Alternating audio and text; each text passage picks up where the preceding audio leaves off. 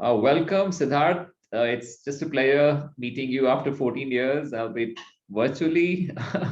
I know life has moved on for you and you're done and dusted with your undergrad maybe 10 years ago, and then also your MBA at Yale School of Management.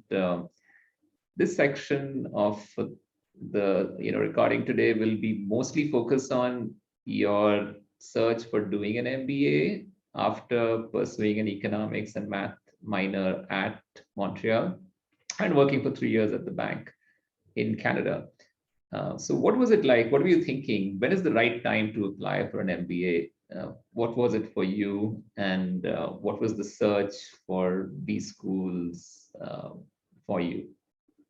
Yeah, sure. So first off, thanks for having me again.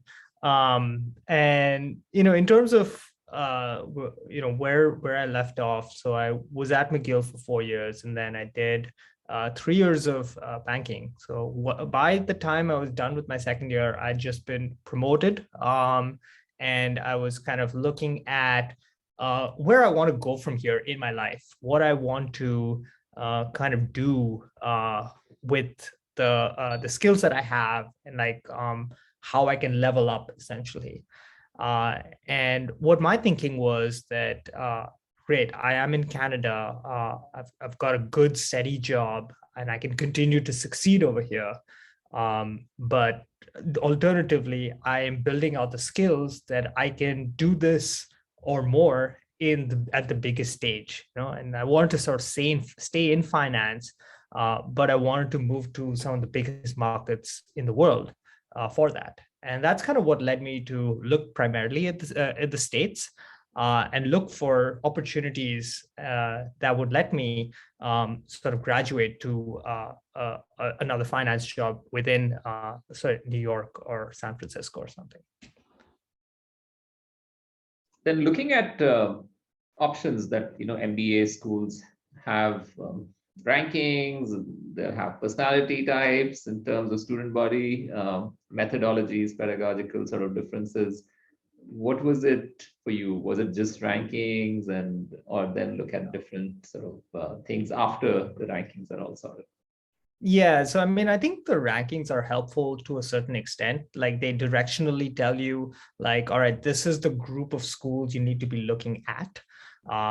But then within that, going from like 5 to 7 to 8 to 11 really doesn't move the needle, to be completely honest. At that point, you should be looking at what kind of what are the outcomes coming out of the school, and be like really whether you like it over there based on the vibe that you get. And for that, you need to do research. You need to talk to people, both like within admissions within the school and actual students, and they'll be very happy to talk to you.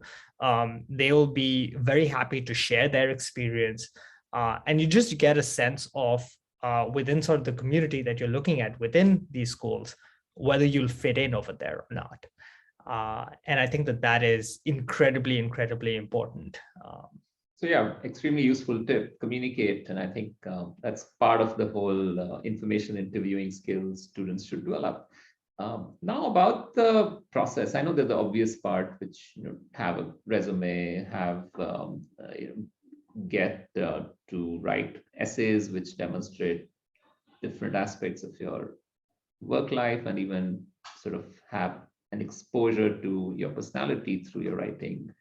But beyond all of that, the interview stage can be so different for different B schools. What was it like at Yale, and what do you think worked for you? Yeah, I think going back to the previous point I was making, in terms of like actually talking to folks, I remember I got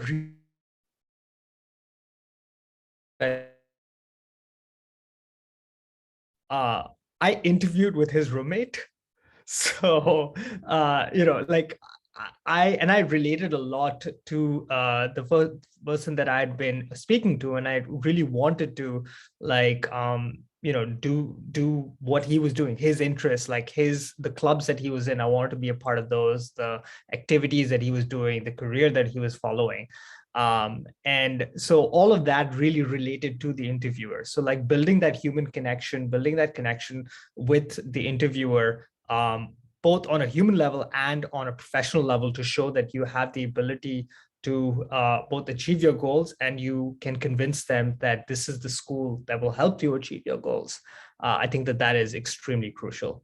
So communication is important, but also having the story right in terms of why this is the place for you and you are the person for the school. So unlike other schools like Wharton, there isn't a additional group case sort of study or anything as such. So you had just one round of interviews and that's pretty much it. That's pretty much it. Yeah, really. It was they combined it with a whole career day. And I only found out afterwards that you're still being watched during that time. Like when we were interviewing students. So, but then I think that it was, like that was the crux of it. Like the interview was the most important part. And the career day would be essentially show different departments, different opportunities. It was actually just show everything that you had a sample class that we attended. We walked through the building. They had a brand new building at the time. We walked through all of that.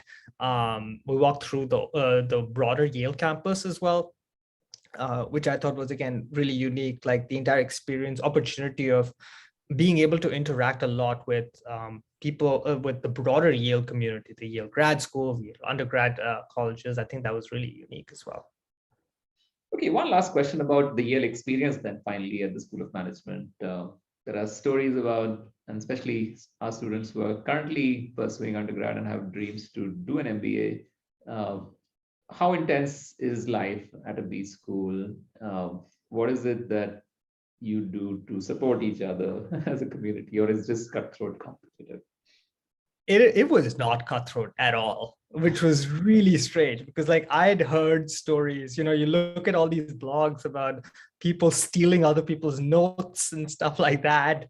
I was faced with a lot of kindness and a lot of giving within the school, and I was really, really appreciative of that, especially when it came to career development. And also in terms of using the skills that you've developed in the workplace in your homeworks and stuff. Like if I'm good at finance, I will use that, whereas someone else in my study group was good at marketing, and she would help develop the ideas that would go into our marketing case studies and so on and so forth. So it was very collaborative, a very giving sort of school, and I really, really appreciated that. It was big. It was very, very busy. Way, or even a studying kind of way, because like you had to switch your focus through these three different and distinct phases. Whereas one is academic, you have a full course load every semester. You have to start running around for internships and for full-time opportunities almost as soon as you get into school. And the third piece is the networking piece, which is the social aspect of it, and like building a bond with the community that you have, and that is an integral part of the experience. And like doing all three of them together really takes up your entire day, which is interesting. Thank you so much, Siddharth. It was great having you in this recording, and I'll look forward to doing a follow-up on life after Yale, and also understanding the journey of becoming a pre-professional and also working in the United States after having lived in Canada for over 6 years, or more than actually maybe 10 years. So great. So long and take care. Thanks a lot again for having me, and take care.